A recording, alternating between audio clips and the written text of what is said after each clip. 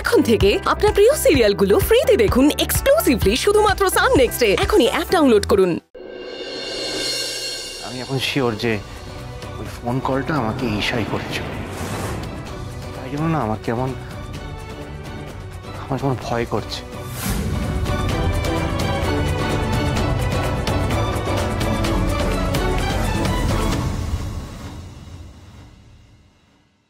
কিসের ভয় অনুরুদ্ধবাবু?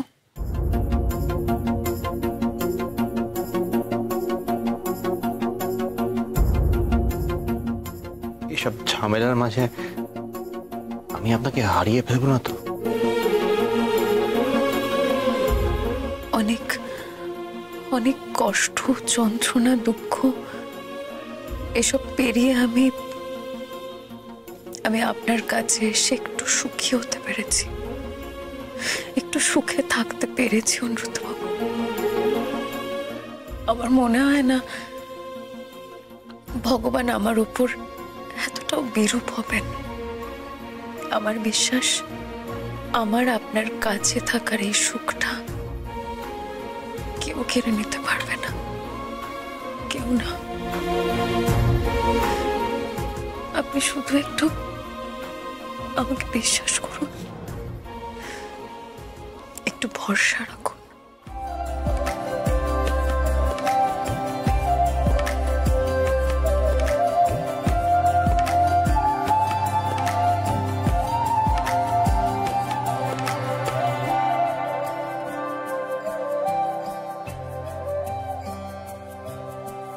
মন খারাপের গান এত অভিমান জমা রেখে দেয়, দিন যায় ফুরিয়ে স্মৃতিগুলো তাও মনে থেকে যায়। হেঁটে যায় একা পথ তবু হাজার বারণে, ভুলে সব এলো আজ শুধু তোমার কারণে। তোমারই দু চোখে রেখে দিলাম সুখ। আপনি তাহলে ফ্রেশ হয়ে নিন, আমি একটু চা বসাই। হ্যাঁ, দ্বিতীয় বসন্ত এসে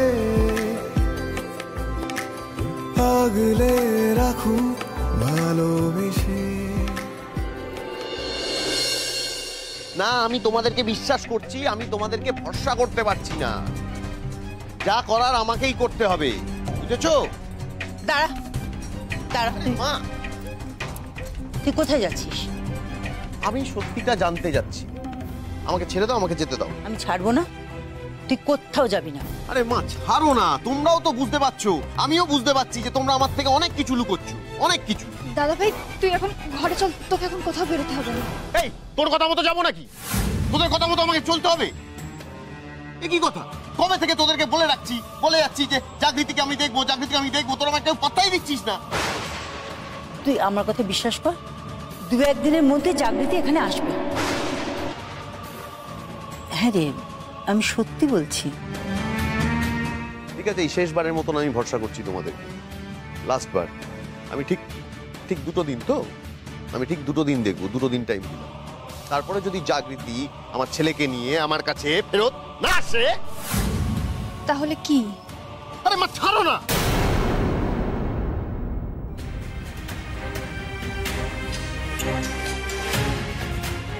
তোমরা যদি আমার সাথে এরকম করো, আমি এবার আবার আমি ভাঙচুর করতে বাধ্য হবো বলে রাখছি। আরে কি দেখছিস রে? তোকে একটা কথা বলে রাখছি, এটা কোনো ব্ল্যাকমেল নয়। হ্যাঁ, ওরকম ভাবে দেখিস না মা বাবাকে। আমি এটা ওয়ার্নিং দিচ্ছি, আর মাথায় রাখবি, তোমাদেরকেও বলছি, তোমরাও মাথায় রাখবে।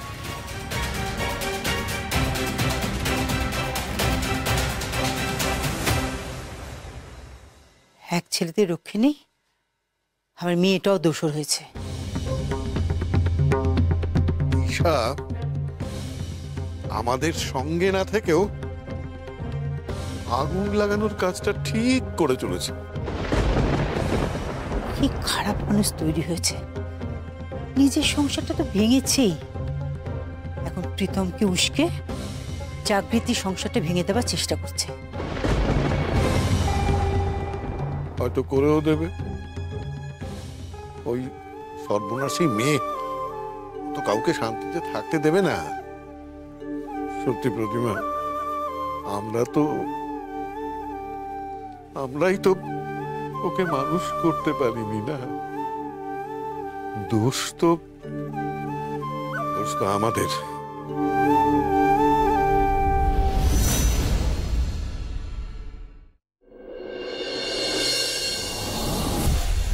জাগৃতি রায়চৌধুরী, শুধু তোমার জন্য আমার সাথে আমার বাপের বাড়ি, শ্বশুর বাড়ি, দুই বাড়ির সম্পর্ক নষ্ট হয়েছে। আমার দাদা ভাই যতই খারাপ হোক, একটু কি ওর সাথে অ্যাডজাস্ট করে নিয়ে সংসার করা যেত না? কত মেয়েই তো খারাপ স্বামী নিয়েও সংসার করে। তুমি যদি আমার দাদা ভাইয়ের সাথে একটু অ্যাডজাস্ট করে নিতে, তাহলে আজকে সব দিকটা ঠিক থাকতো।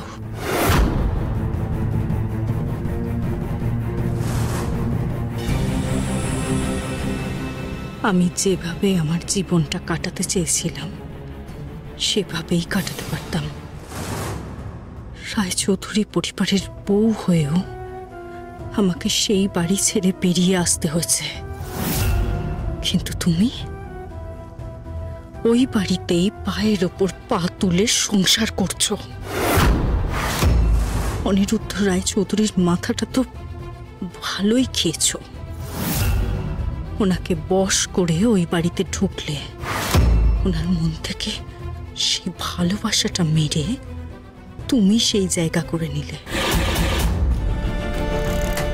আর তুমি যদি ইন্টারফেয়ার নাই করতে, তাহলে এতদিনে তো আমি রায়চৌধুরী বাড়ির মালকিন হতাম। সেই জীবনটা আমার কাটানোর কথা, সেই জীবনটা আজকে তুমি কাটাচ্ছ। আমার সুখ তোমার সহ্য হয়নি। তোমার জীবনটা যদি ছাড়খাড় করে সেটাকে জ্বালিয়ে শেষ করতে না পেরেছি, তাহলে আমার নামও ঈশা না।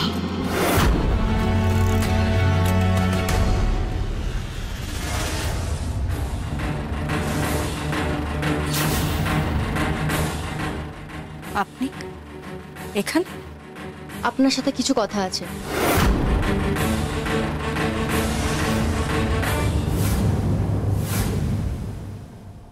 যাক, একটা ঝামেলা মিটলো তাহলে। সত্যি দাদু, আমিও বড় টেনশনে ছিলাম জানো তো। মানে এমনিতেই বছরের মাঝখানে তোজোকে স্কুল থেকে ছাড়িয়ে স্কুলে ভর্তি করানো, যদি আবার স্কুল থেকে ছাড়াতে হতো, অন্য স্কুলে অ্যাডমিশন করতে হতো, ঝামেলা আরো বাড়তো। টাকার কথাটাও ভাব। হ্যাঁ সে তো আছেই, কিন্তু আমি তোজোর কথা ভাবছি। তোজো এখন ছোট, মানে হুট করে স্কুল চেঞ্জ করার পর ওর অ্যাটমসফিয়ারও চেঞ্জ হয়েছে। আবার যদি এই স্কুল ছাড়িয়ে অন্য স্কুলে ভর্তি করতাম, তাহলে অন্য পরিবেশ, মানে ও কোপ আপ করতে পারতো না। যতই হোক বাচ্চা তো। জাগৃতি, তুমি কি কোনো কিছু নিয়ে দুশ্চিন্তা করছো? মানে তোমার চোখ মুখ দেখে মনে হচ্ছে। দাদু, মিহিকে নিয়ে একটু টেনশন হচ্ছে। কেন জানি না দাদু, বুঝতে পারছি না। রোজ মিহি স্কুল থেকে এসে কিছু না কিছু খায়, কিন্তু দাদু আজকে ওকে কিছুই খাওয়াতে পারলাম না। কেন? ও বলছে যে ওর খিদে নেই, খেতে ইচ্ছে করছে না, খেতেই চাইছে না। আজকে স্কুল থেকে বেরোনোর পর থেকে কেমন একটা চুপচাপ হয়ে আছে, কোনো কথাই বলতে চাইছে না, নিজের মতো আছে। আর খুব জোর জার করলে এক দুটো কথা বলছে, কিন্তু কেমন একটা চুপ হয়ে আছে মেয়েটা। এটা হওয়াই তো খুব স্বাভাবিক ছিল, তাই না? মেয়ে ছোট ঠিকই, কিন্তু অবুঝ তো নয়। তোমরা সারা দিন দুজনে তোজোকে নিয়ে মাতামাতি করছো, তোজোকে নিয়ে ব্যস্ত হয়ে আছো। দেখো নি, আমি তোকে একটা কথা বলতে চাই। আমি জাগৃতিকে কোনো কিছু বলছি না, মিহি তো তোর সন্তান, তাই না? সেটা ভুলে যাস না। মিহির দিকেও একটু খেয়াল রাখ। একটা কথা কি জানিস তো, একটা বাচ্চা যদি তার বাবা মায়ের কাছ থেকে ঠিকঠাক কেয়ার, ঠিকঠাক ইম্পর্টেন্স না পায়, কিংবা চোখের সামনে যদি দেখে অন্য একটা বাচ্চা কেয়ার পাচ্ছে বেশি, ইম্পর্টেন্স পাচ্ছে বেশি, সেক্ষেত্রে কিন্তু ছোটদের মনে আঘাত লাগে। আমি কি মেয়ের খেয়াল রাখি না মা? আমি তো তোমাকে একবার বললাম চাকরিতে, তোমার সঙ্গে আমি এ ব্যাপারে একটা কথাও বলতে চাই না। কেন একবার এই কথা বলছো আমার সাথে?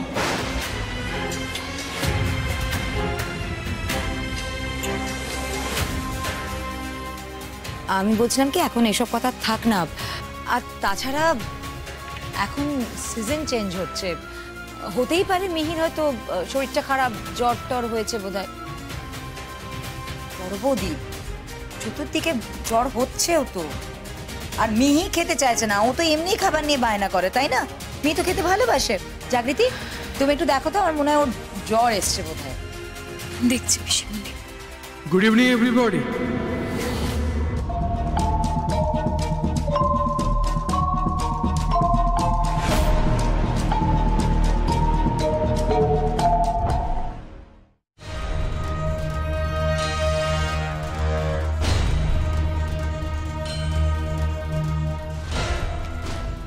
বলুন, কি বলার আছে? আপনার সঙ্গে আমার স্বামীর কি সম্পর্ক? মানে যেটা জিজ্ঞেস করছি সেটাই। আপনি কেন এতদিন ধরে আমার স্বামীর গেস্ট হয়ে এই বাড়িতে পড়ে আছেন? কেন বলুন তো? তাতে কি আপনার খুব অসুবিধা হচ্ছে? অবশ্যই হচ্ছে, হওয়াটা কি স্বাভাবিক নয়? আর আমি ভালো করেই বুঝতে পারছি আপনি কেন এখানে পড়ে আছেন। আমার সিক্স সেন্স বলছে আপনার জন্য কুনাল খুব তাড়াতাড়ি একটা বড় বিপদের মধ্যে পড়বে। তাই নাকি? তা আপনার সিক্স সেন্স হঠাৎ করে এই কথাটা কেন বলল? মানে আপনি কিভাবে বুঝলেন? আপনার বড় জায়ের ছেলে তোজোকে স্কুলের সামনে থেকে তো আপনিই তুলে নিয়ে গেছিলেন। এরপরে যদি ছেলেটার কোনো বিপদ হতো, তার দায়িত্ব তো আমার স্বামীর উপরে এসে পড়ত।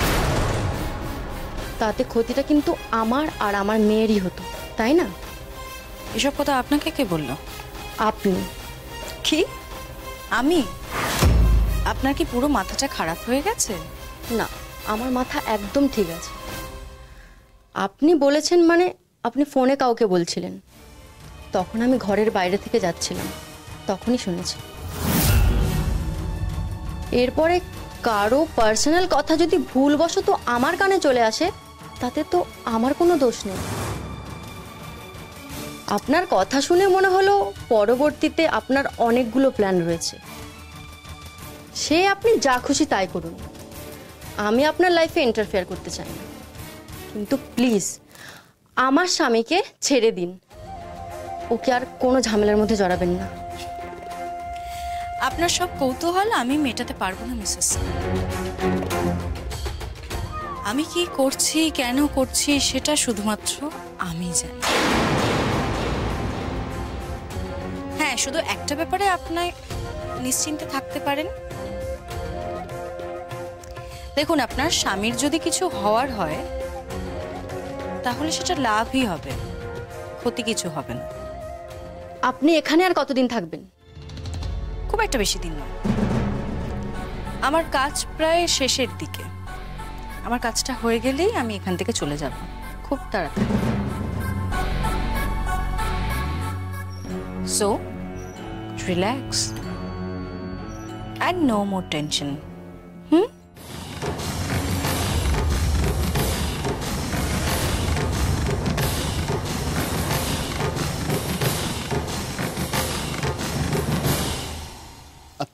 কুনাল বাবু, আপনি বাইরে দাঁড়িয়ে কেন? ভেতরে আসুন। চলুন চলুন, বসুন।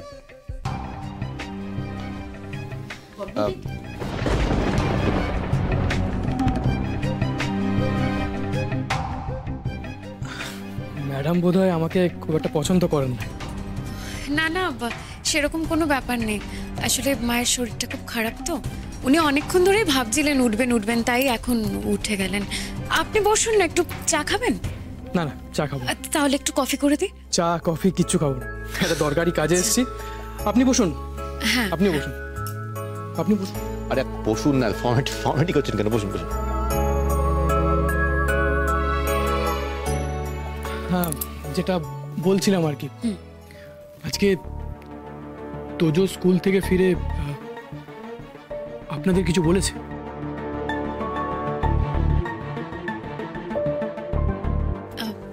মানে কি ব্যাপারে বলুন তো?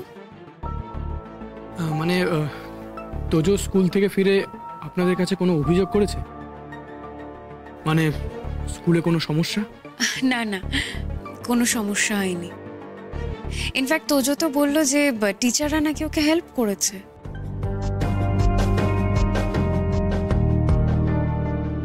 আমি তো বলেছিলাম তোজো স্পেশাল ট্রিটমেন্ট পাবে। আর ক্লাসমেটদের নিয়ে কোনো অভিযোগ নেই তো? না না, সেরকম কিছু নয়, ওই এক আধজন হয়তো ডিস্টার্ব করেছে, সেক্ষেত্রে টিচাররা কিন্তু স্টেপ নিয়েছে তার এগেইনস্টে। আর একজনকে হয়তো পানিশমেন্টও দিয়েছে শুনলাম। তোজো টিচারদের থেকে এরকমই কোঅপারেশন পাবে। দেখুন ম্যাডাম, আমি টিচারদের কন্ট্রোল করতে পারি, কিন্তু স্টুডেন্টদের পারি না। আই মিন স্টুডেন্টদের বিহেভিয়ার আমার কন্ট্রোলে নেই। তবে আশা করছি এটাও আস্তে আস্তে ঠিক হয়ে যাবে। তোজো তার ক্লাসমেটদের থেকে কোনো রকম মিসবিহেভ পাবেন এরপর থেকে, আপনি নিশ্চিন্ত রাখতে পারেন। Thank you very much. Thank you বলার কিছু নেই, স্কুলের সেক্রেটারি হিসেবে এটা আমার ডিউটি।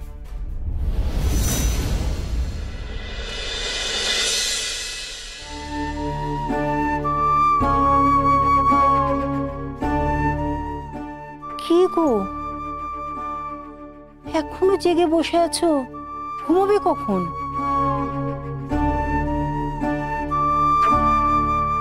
কি হবে ঘুমিয়ে? ঘুম কি হয় আজকাল? ওই শুয়ে থাকবো, ঘুম আসবে না। ঘুমের ওষুধ খাওনি? খেয়েছি তো, ওষুধেও ঘুম আসছে কই। কেন দুশ্চিন্তা করছো? দুশ্চিন্তা করার কোনো কারণ নেই বলছো প্রতিমা? সারা দিন ধরে যা চলছে, এর থেকে কি মুক্তি নেই? আমি জানি আছে, মুক্তি আছে। যেদিন শেষ ঘুম ঘুমবো, সেই দিনেই সব ঝামেলা থেকে মুক্তি পাবো। একদম এ ধরনের অলক্ষণের কথা বলবে না, এত ভেবো না গো। বিশ্বাস রাখো, সবকিছু ঠিক হয়ে যাবে। এই একটা বিশ্বাস নিয়েই তো বছরের পর বছর বেঁচে আছি। একদিন নাকি সব ঠিক হয়ে যাবে, কিন্তু সেই একদিনটা তো আর আসছে না, ঠিকও কিছু হচ্ছে না। ঠাকুরের উপর ভরসা রাখো, শান্ত থাকো। জানো তো, আজকাল ঠাকুরকে একটা কথা বলি, যখন এত কষ্ট দিচ্ছ, সহ্য করার ক্ষমতাও দিও। জানো পায়েল কি বলছিল যে প্রীতমকে না একজন সাইকিয়াট্রিস্ট দেখানোর দরকার। ওর মাথাটা তো ঠিক নেই, কখন কি করে বসে, যদি বড়সড় কোনো অঘটন ঘটিয়ে বসে তখন। হ্যাঁ, সে তো নিয়ে যাওয়া দরকার, ঠিকই বলেছ, কিন্তু নিয়ে যাবে কি করে? আচ্ছা, তোমার কি মনে হয় যে ওই ছেলে সাইকিয়াট্রিস্টের কাছে যেতে চাইবে? আচ্ছা বাড়িতে যদি ডেকে কোনো ডাক্তারকে দেখাই তখন চিকিৎসা ছাড়া কিন্তু ও রোগটা সারবে না। দেখো, যা ভালো বুঝো করো। আমার আর এসব ভালো লাগছে না।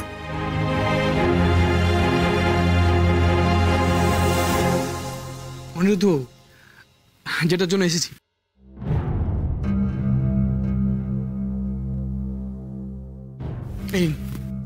এটা কি খুলেই দেখুন না।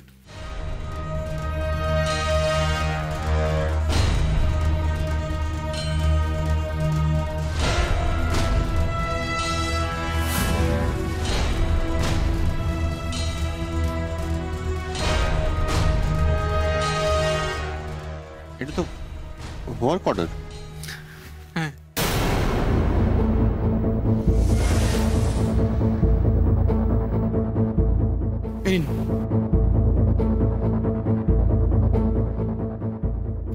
দুটো পেপারে সাইন করে দিন, একটা নিজের কাছে রাখুন, একটা আমাকে দিয়ে দিন।